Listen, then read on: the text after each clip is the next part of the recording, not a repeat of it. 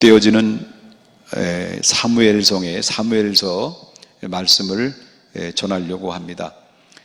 코로나 발생은 코로나 발생이고 예배는 예배입니다. 우리는 하나님 앞에 예배하는 데 집중할 때 모든 문제는 하나님의 손에 달려있고 하나님께서 주권자라는 것을 인정하는 것이 예배자의 기본적인 태도다라고 저는 생각이 됩니다. 이럴 때일수록 영상 예배는 바로 정상적인 예배를 드리듯이 더욱더 심려를 기울이고 정성을 다해서 모든 성도님들이 예배 드리는데 불편함이 없도록 최선을 다할 것입니다. 이 코로나 발생이 잠재될 때까지 이제는 열심히 우리 하나님 앞에 기도로서 개인적인 경건의 훈련을 통해서 하나님과 친밀한 관계를 갖는 그런 고귀한 시간들이 되었으면 좋겠고요.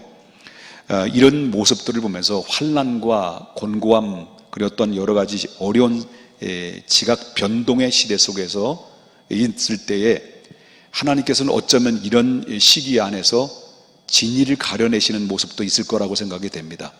어떤 자가 진짜의 믿음의 근보다 귀한 믿음의 사람인지, 어떤 사람이 가짜의 믿음의 사람인지, 어떤 목회자가 진짜의 목회자인지, 어떤 목회자가 사꾼의 목자인지, 여기에 진리를 가려내는 어떤 그런 모습들도 우리는 볼 수 있다는 것이죠. 그럴 때 주님께서 나의 오른손을 들어줄 수 있는 그런 하나님 앞에 신실한 그리스도인이 되어야 될 줄 믿고 신실한 그리스도의 조의 종이 되어야 될 줄 믿습니다. 자, 오늘 본문의 말씀을 들어갑니다. 오늘 본문에 나오는 말씀 사무엘상 3장의 전체적인 내용을 간추려서 여기서 말씀을 드린다고 한다면 그때 당시에 시대적으로 볼 때는 영적인 암흑기의 시대라고 볼 수 있습니다. 어느 정도의 오늘 본문에 말씀하시냐면 말씀이 희귀하다라는 말이 나옵니다. 여기서 말씀이 희귀하다라는 말은 무슨 말이냐면 그 하나님의 말씀이 그 시대에 하나님의 말씀으로 임재하거나 선지자나 엘리에게 제사장들에게 지도자들에게 하나님의 임재를 통해서 말씀하신 적이 없다라는 겁니다. 다시 말하면 성령의 감동과 감화를 받아서 그 말씀이 전달되거나 그리고 말씀을 통해서 백성들에 선포된 적이 없다는 거예요. 그것이 까마득하게 먼 훗날에 있었던, 먼 이전에 있었던 이야기, 옛날의 이야기지 이 시대는, 그때 당시 시대는 하나님의 말씀이 희귀하다는 것은 하나님과 함께 친밀한 관계가 사라졌다는 것을 의미할 수 있고 영적인 암흑기에 접어들었다는 것을 우리가 보게 되는데, 그때 당시는 말씀이 희귀하게 됐고 또 제사장은 그때 나이가 많이 먹어서 눈이 어두워졌습니다. 그리고 이스라엘을 그런 가운데 백성들은 어떻습니까? 타락에 접어들게 되고 영적인 암흑기에 접어들었을 때 하나님께서는 그럼에도 불구하고 이스라엘 백성들을 구원하기 위해서 어린 사무엘을 하나님이 부르시는 장면이 오늘 저와 여러분이 함께 읽었던 말씀을 통해서 발견하게 돼요. 하나님께서 그 어린 사무엘을 잠자는데 부르시는데 그때 당시에 사무엘에게는 하나님이 어떤 하나님의 말씀인지 그걸 알아듣지 못했던 이유는 그 전에 한 번도 하나님의 임재나 하나님의 반응을 보여준 적이 없기 때문에 사무엘은 하나님의 음성조차도 들어본 적이 없어요. 왜냐하면 사무엘도 들어본 적도 없는 그런 가운데 있다 보니까 바로 그런 와중에서 하나님이 그 성전 안에서 잠을 자고 있는 사무엘에게 하나님께서 부르십니다. 여호와 하나님의 사무엘을 부르신지라. 처음에는 그 여호와 하나님이 부르시는 음성인 줄 잘 못 알아듣고 이 엘리 제사장이 자기를 부르는 줄 알고 잠결에 막 뛰어 들어가서 엘리 제사장에게 내가 여기 있습니다. 당신 나를 부르셨기에 내가 여기 와 있습니다. 라고 했을 때 엘리가 아니다. 내가 너를 부르지 않았으니 가서 자라. 근데 자고 있는데 두 번째 또 하나님 여호와께서 사무엘을 부릅니다. 또 이 사무엘은 엘리에게 찾아가서 아버지요, 주여, 내가 여기 있습니다. 내가 당신이 불렀기에 내가 여기 와 있습니다. 아니다, 너를 부른 적이 없다. 그래 다시 가 자라. 그 다음에 세 번째 여호와 하나님이 또 부르십니다. 사무엘아, 사무엘아. 그럴 때 또 누구에 달려갔습니까? 사무엘이 엘리에게 또 찾아갑니다. 당신이 부르기에 내가 여기 왔습니다. 그러니까 이 엘리가 세 번째 자기에게 찾아오는 사무엘을 바라보면서 이것은 내가 부른 것이 아닌데도 자꾸 찾아오는 것을 보니까 하나님께서 사무엘에게 무엇인가 말씀하시고자 하는 하나님의 거룩한 뜻이 있을 것이다라는 감을 잡죠. 그럴 때 이제 엘리 제사장이 사무엘에게 말을 합니다. 가서 잠을 취하라.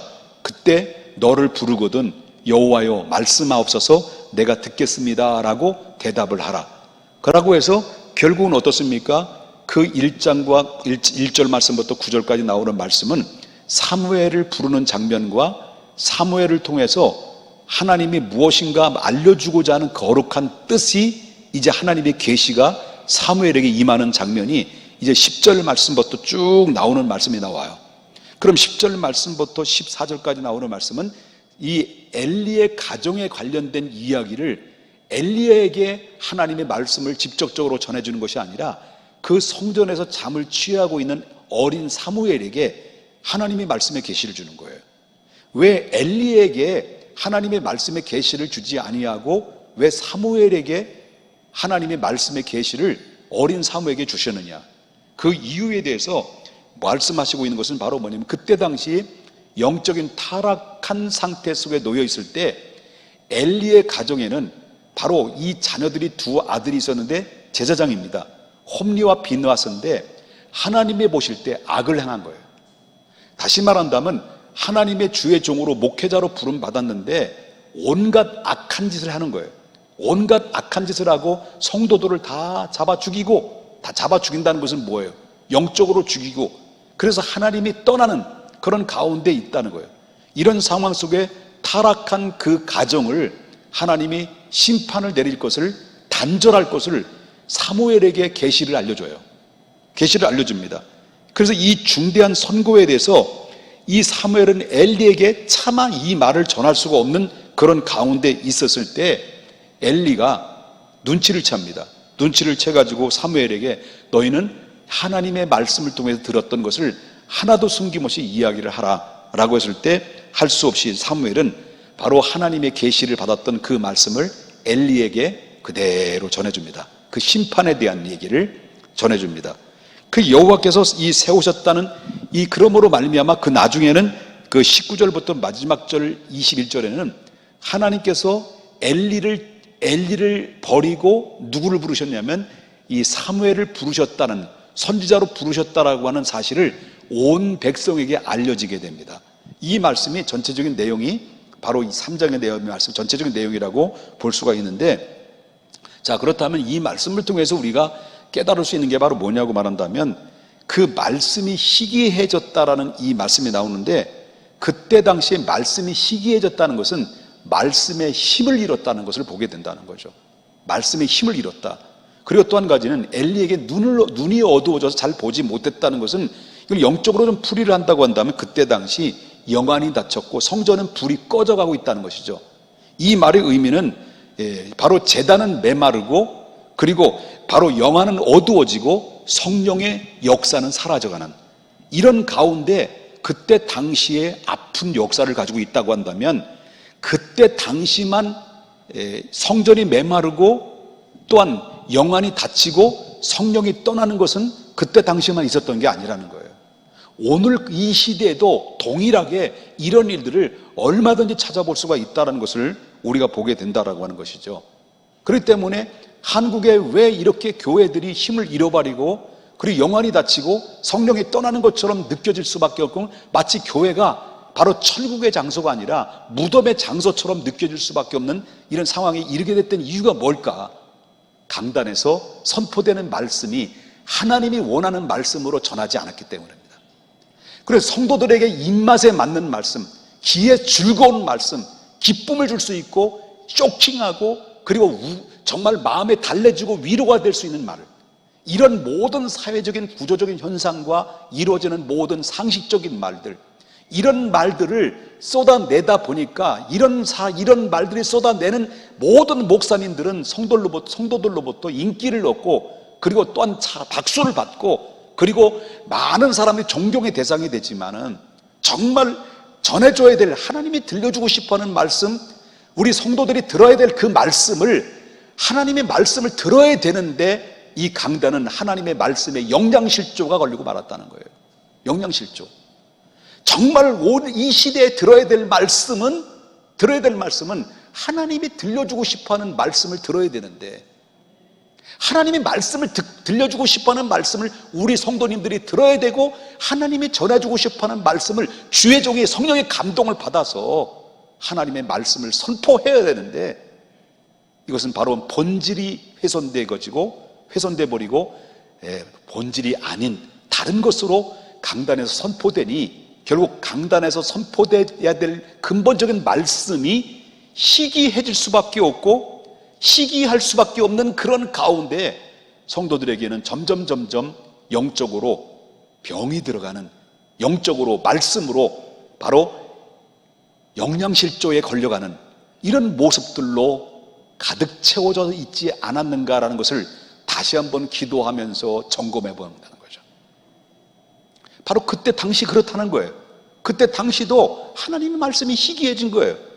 하나님의 임재를 모르는 거예요. 그러니까 하나님의 말씀인지 이것이 하나님의 말씀이 아닌지를, 이게 구분이 안 되는 시대 속에 우리가 살고 있었다, 그때 당시 살고 있었다는 거예요. 그러니 하나님께서 결국은 어떻습니까? 그때 당시에 실질적으로 그때 당시뿐만 아니라 오늘날 이 시대에 돌아가는 모든 작태를 보게 되면 이게 똥인지 오줌인지 구분을 하지 못하고, 이 불인지 물인지를 구분하지 못해서 지금 정말로 무한 질주해가는 이런 모든 상황들을 바라볼 때마다 너무 가슴 아프고, 이것이 마치 진리가 아닌 비진리가 진리인 것처럼 포장이 돼서 많은 사람들을 정치적으로 선동을 하고, 그리고 또한 많은 사람들을 동조를 받아서, 동의를 받아서 마도 힘을 키워서 무저항 시대, 무력적인 그런 시대 속에서 저항하는 이런 모습들을 바라볼 때마다 너무나도 가슴 아픈 현실에 우리 서글퍼지고 있다는 것을 보게 된다는 거죠. 그때 당시도 마찬가지다는 거예요. 말씀이 희귀해졌다. 그리고 영안이 닫히기 시작했다. 성령이 떠났다. 이게 바로 그때 당시에 있다는 것이고요. 그리고 그뿐만 아니라 엘리의 아들들의 범죄입니다. 엘리의 아들의 범죄로 말미암아 엘리의 가족은 더 이상 용서받을 수 없는, 더 이상 돌이킬 수 없는 머나먼 길까지 가고 말았습니다. 그래서 결국 어떻습니까? 하나님의 단절의 말씀을 선포하게 되는데, 이게 바로 뭐냐면 부모의 죄예요. 엘리의 책임이 있다는 거예요. 그러니까 부모의 죄가 자식에게 가고 자식의 죄가 부모에게 오는 거예요. 이게 바로 뭐냐면 연대적 책임이라는 것을 보게 됩니다. 그러니까 엘리의 잘못이 무엇입니까? 아들에 대해서 금지를 시키지 않았어요. 아들들의 죄에 대해서 금지를 시키지 않고, 그리고 두 번째는요, 정실관계입니다. 아들보다도 하나님보다도 아들을 더욱더 중요하게 생각했다라는 거죠. 이게 문제라는 것이죠. 그리고 죄에 대해서 경성함이 없었어요. 그러니까 이 엘리도 하나님의 이 말씀이 고갈이 되고 영안이 닫혀 있고 성령이 떠나면서 바로 영적으로 닫혀 있으니, 바로 이것이 하나님이 옳고 그름을 판단할 수 있는 능력이 없다 보니까 이 아들들이 하는 모든 이 작태의 모습들을 보면서도 이것이 옳은 것인지 그른 것인지를 그냥 면역이 생겨서 아들들에 대해서 책망하거나 강력한 어조로 그들을 이끌지 못한 책임이 결국 있다 보니까 결국 어떻습니까? 그의 가정이 완전히 몰락하는 그런 위기에 처해돼서 선포되는 말씀이 오늘 본문에 주신 말씀인데, 자, 이 말씀을 보면서 어쩌면 하나님의 마지막 한국교회를 향한 마지막 기회가 아닌가라는 생각이 듭니다. 한국교회를 향한 마지막 기회가 바로 무엇이겠습니까? 우리는 너무나도 등 따뜻하고 배부른 가운데서 정말 하나님 앞에 하나님이 원하시고 하나님이 기뻐하시는 목적을 추구하기보다는 어떤 사람의 중심, 그리고 인간들의 모임의 중심, 공동체의 중심이 그게 주제가 되다 보니까 결국 하나님은 어딘가는 하나님의 주제는 사라져버리고 인간들이 모여지는 단체. 그러다 보니까 결국 어떻습니까?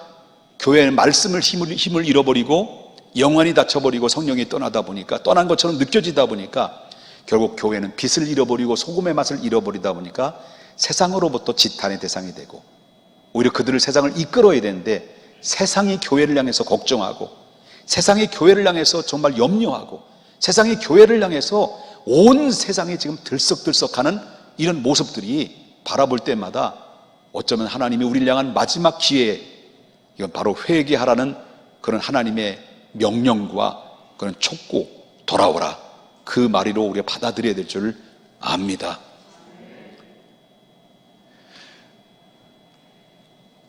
제가 한 이틀 동안 죄를 졌어요. 10대에 욕을 많이 했는데 10대 때 첨단을 달리는 욕을 많이 했거든. 제가 요즘 들어서 교회 코로나 발생 때문에 10대에 못했던, 10대에 잊어버렸던 욕이 다시 되살아나가지고 이틀 동안 얼마나 욕을 해댔는지 나 혼자.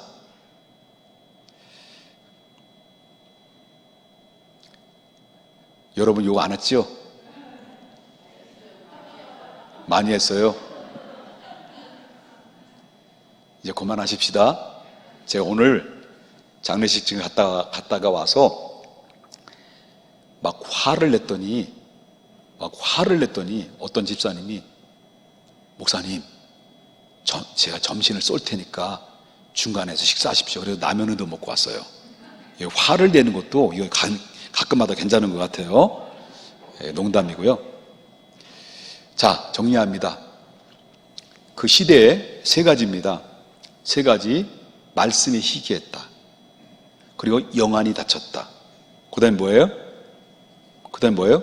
불이 꺼졌다. 불이 꺼져간다. 그런 가운데서도 사무엘은 어떻다라는 거예요? 그런 가운데 사무엘은 성전에서 잠을 잤어요. 성전에 잠을 잤어요. 그리고 어머니의 기도가 어머니의 양육된 그 훈련과 말씀의 양육이 그 사무엘을 믿음으로 바로 서게 했고, 그리고 사무엘은 부름받고 엘리는 버림받고, 이것이 바로 오늘의 말씀을 통해서 결론입니다. 그러면 오늘 이 시대에는 바로 어떤 자가 부름받고 어떤 자가 버림받을 것인가? 정말 우리가 하나님 앞에 한시라도 우리는 깨어 근신해서 하나님의 말씀을 묵상하고, 그리고 늘 영적으로 눈을 뜨고, 그 성령이 나와 함께한다는 임재를 느끼며 하나님과의 친밀한 관계를 가지고 있을 때, 늘 깨어 있을 때 사무엘아가 부르던 그 부르심 앞에 우리도 하나님 앞에 그 음성을 들으면서 하나님 믿음의 그 능력 주시는 자 안에서 모든 것을 할 수 있는 그 힘으로 우리가 승리하며 나가야 될 이 시대, 다시 도약하는 시대, 하나님 앞에 이런 결단을 가져야 될 줄 믿습니다. 세 가지 잊지 마십시다. 하나님, 내 안에 주님의 음성이 들려지기를 원합니다. 내가 원하는 말씀이 아니라 주님이 원하시는 말씀을 들려주십시오. 그리고 그 말씀을 통해서 내가 영안이 떠지게 해주시고, 하나님의 기쁨이 무엇이고 내 인생의 근본적인 목적 의식을 무엇인가를 바로 알고 이 믿음의 길을 굳건히 걸어갈 수 있도록 인도해 주시고, 어떤 소식이 들려온다 할지라도 나는 오직 믿음의 주요 온전케 하시는 주님을 바라보고 십자가를 바라보면서 그 길을 가겠습니다라는 결단하는 귀한 시간이 될 수 있기를 주님의 이름으로 축원합니다. 기도하겠습니다.